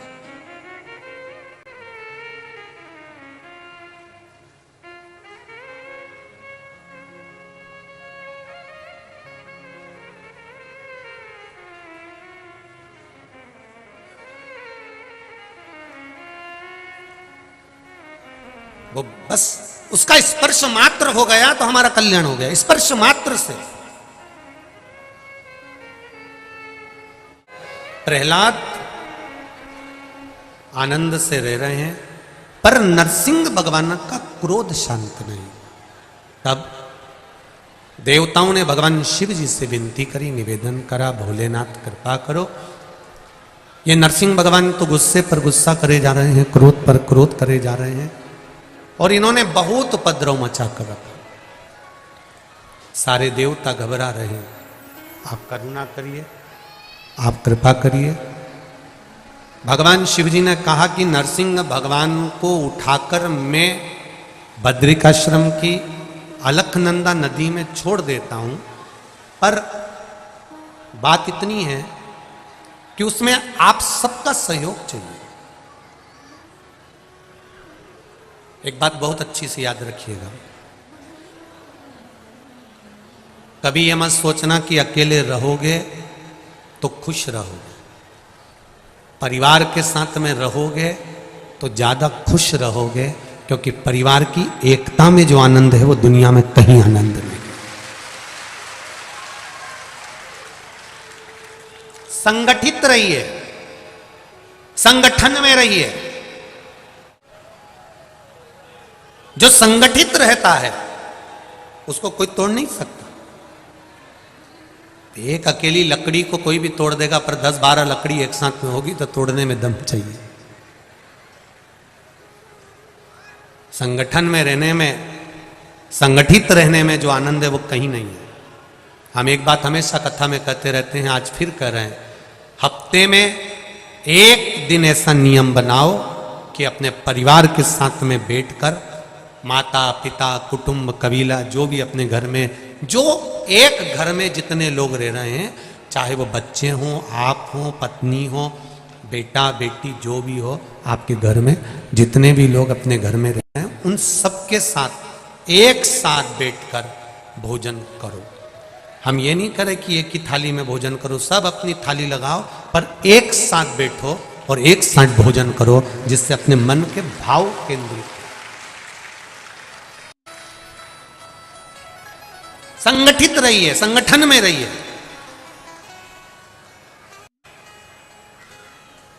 पिता आ रहा है 10 बजे रात को, बेटा आ रहा है 11 बजे रात को, मां भोजन कर रही है 8 बजे, बेटी आ रही है 5 बजे। ऐसा भोजन का क्रम नहीं होना चाहिए। संगठित रहकर भोजन करें। ज्यादा दिन नहीं, हम ये कह नहीं रहे कि आपसे कि रोज करो, हफ्ते में एक बार। उससे क्या होगा कि बच्चे को कुछ कहना होगा तो उसको लगेगा पापा आज अच्छे मूड में है तो अपन कह दें, मेरी मम्मी अच्छे मूड में है तो मम्मी से मैं कह दूं।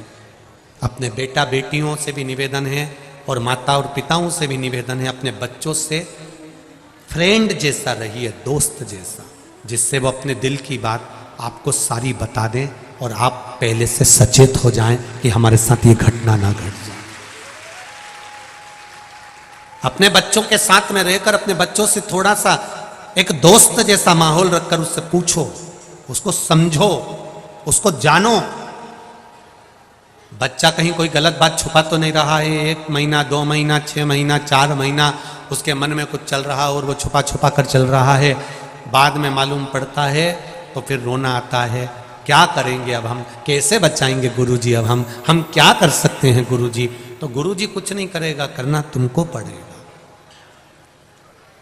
थोड़ा संगठन में रहिए, थोड़ा संगठित। भगवान शिव ने कह दिया 33 कोटि देवी देवता मेरा साथ दे दें, मैं नरसिंह भगवान के गुस्से को शांत कर दूंगा। ये 33 कोटि देवी देवता मेरा साथ दे।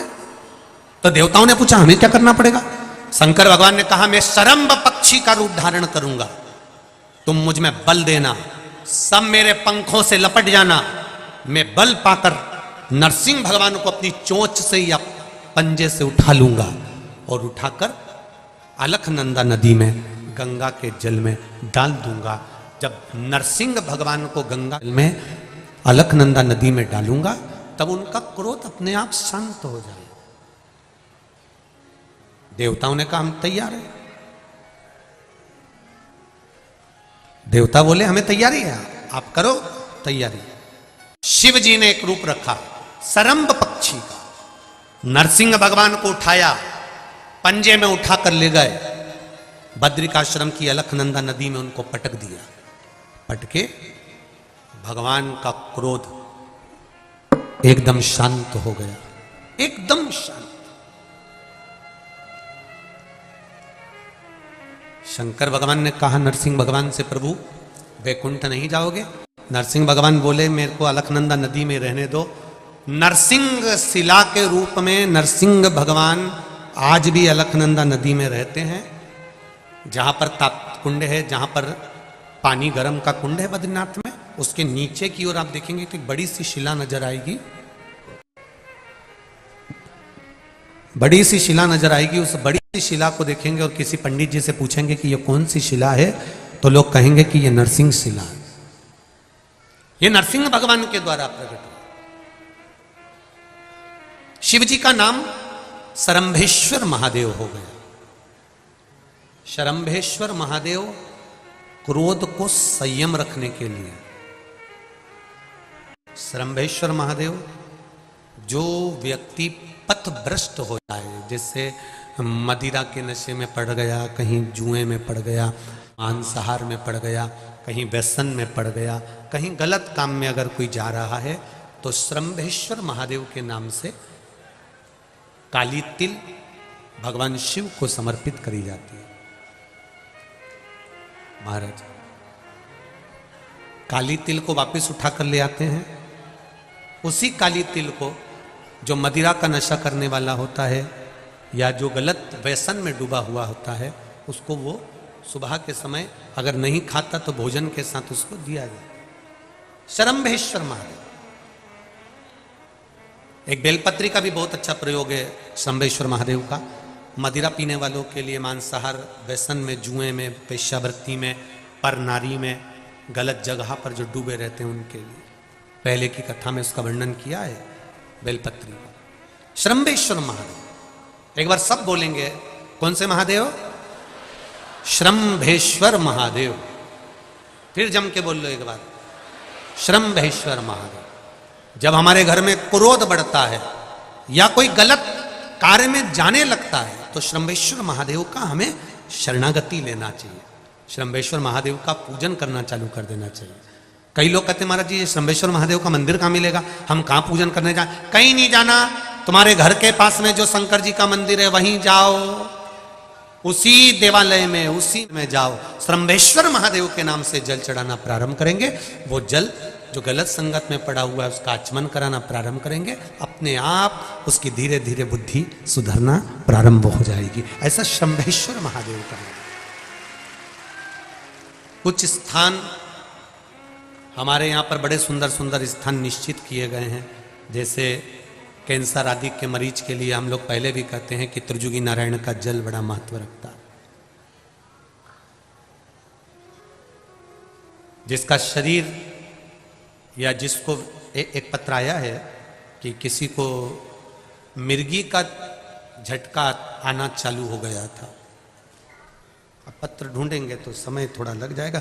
जिसने लिखा है उसके स्मरण में होगा, जिसने भी लिखा होगा कि बीमारी के चलते चलते फिर मिर्गी आना चालू हो गई।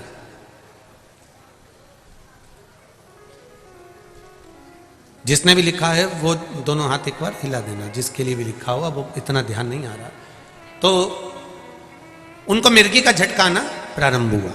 अब मिर्गी का झटका आना प्रारंभ हुआ, कई महीने निकल गए, मिर्गी के झटके बंद नहीं हो रहे। तब उन्होंने पत्र में लिखा है कि शरम्भेश्वर महादेव का आपने जो वर्णन करा था 31 बेलपत्र वाला, गुरुजी हमने वो 31 बेलपत्र वाला प्रयोग करना प्रारंभ करा। पत्र में लिखा है कि मिर्गी के झटके भी बाबा की कृपा से ठीक हो गए हैं, अब कोई झटके उनको आ नहीं रहे। शरम्भेश्वर महादेव का जो वर्णन है, शरम्भेश्वर महादेव का जो गुणगान है, यह कोई साधारण नहीं है। शिव महापुराण में भागवत के प्रहलाद चरित्र को लाकर रखा गया है केवल शरम्भेश्वर महादेव के प्रागट्य के लिए। ऐसा शरम्भेश्वर महादेव का गुणगान। एक बार फिर आप लोग भूल ना जाओ उसके लिए एक बार फिर से बोल लो, कौन से महादेव? शरम्भेश्वर महादेव। ये शरम्भेश्वर महादेव जैसे कुंदकेश्वर महादेव। कुंदकेश्वर महादेव का क्या काम है? माता पार्वती ने विदल उत्पल को मारने के लिए जो कुंदुक फेंका था, वो कुंदुक भगवान शंकर के पांव में जाकर गिरा था, तो शिव जी का नाम कुंदकेश्वर हो गया था। जब हमारे यहाँ कोई दवाई नहीं लगती शरीर में, कोई कैंसर जैसा रोग हो गया, किडनी लीवर का रोग हो गया या बीपी शुगर का रोग हो गया, शुगर लेवल में नहीं आ रही है, तो आप शंकर जी पे से जो बेलपत्र ला रहे हो कुंदकेश्वर महादेव के नाम से लाओ।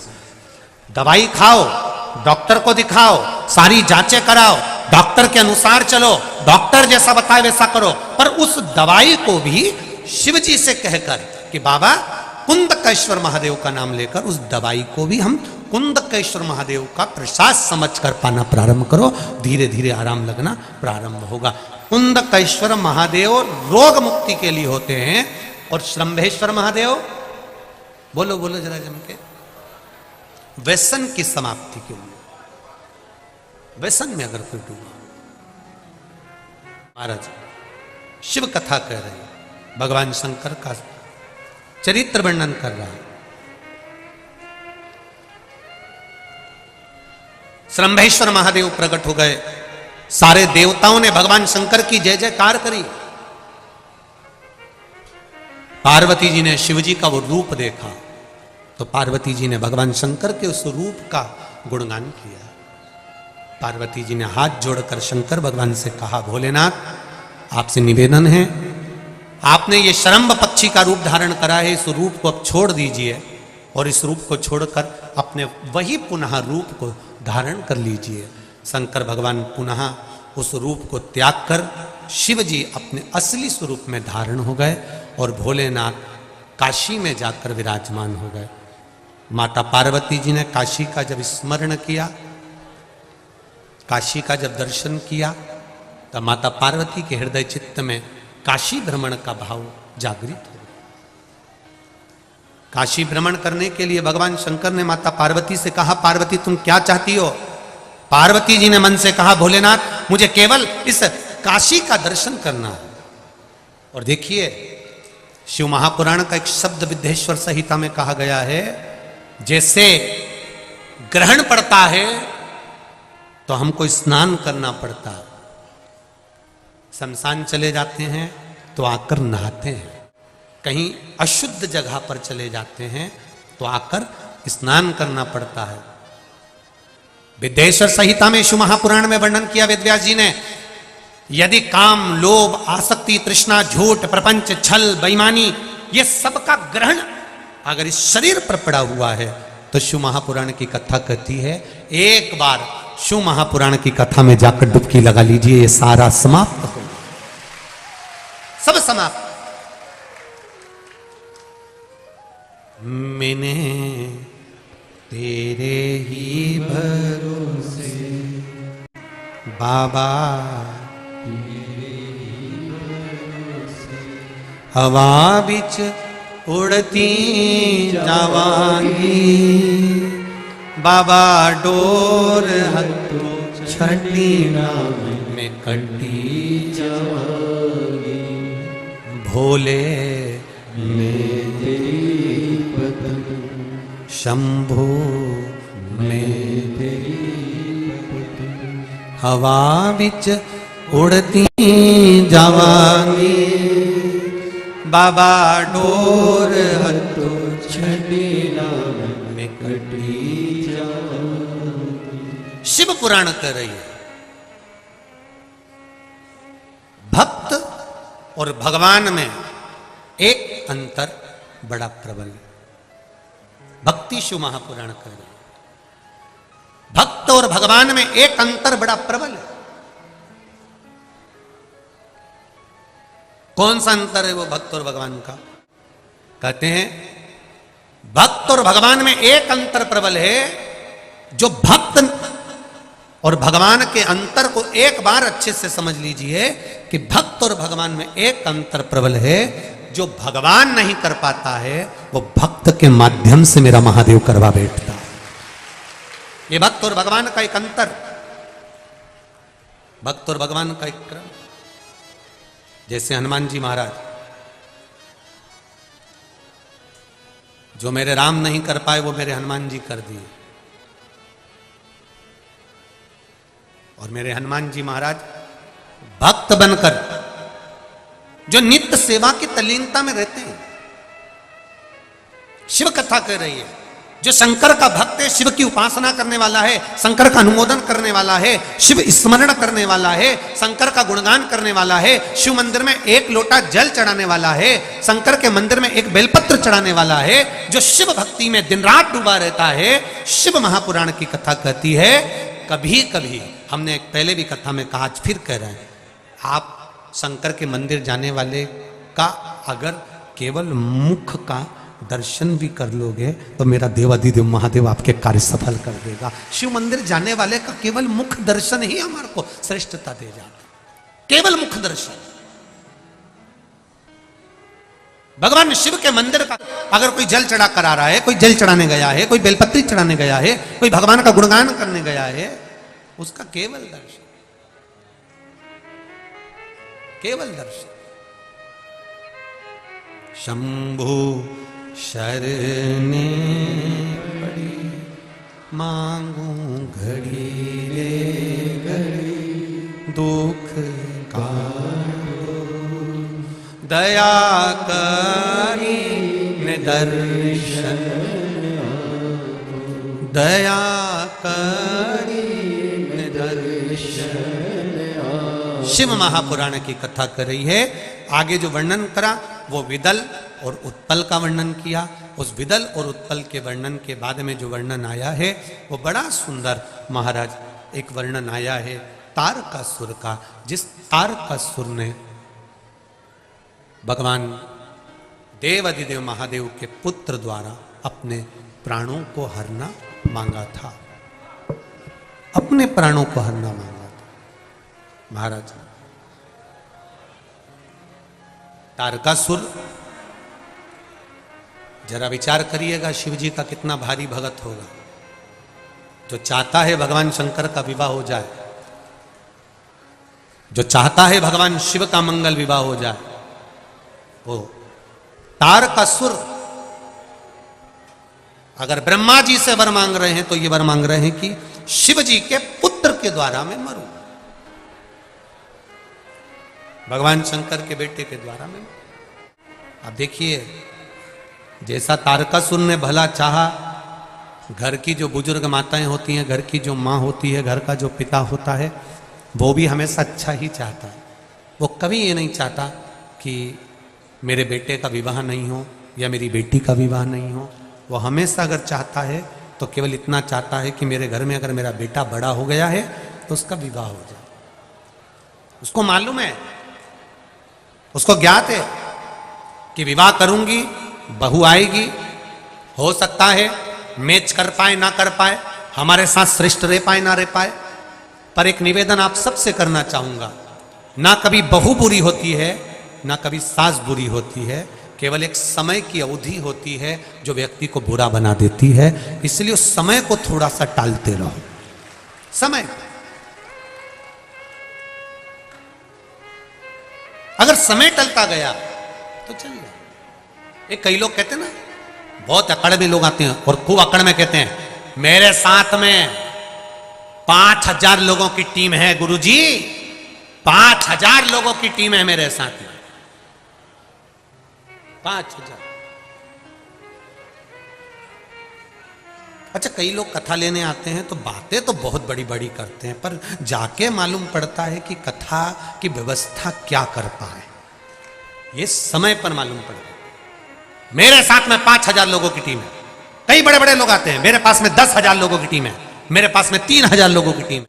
हम उनसे एक ही बात कहना चाहेंगे, तुम्हारे साथ कोई नहीं है, तुम्हारे साथ जो टीम है तुम कहते हो ये तुम्हारे साथ नहीं है, तुम्हारे समय के साथ है।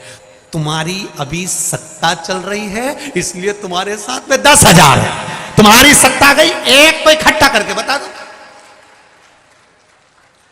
तुम्हारा वैभव गया, 5 को इकट्ठा करके बता दो।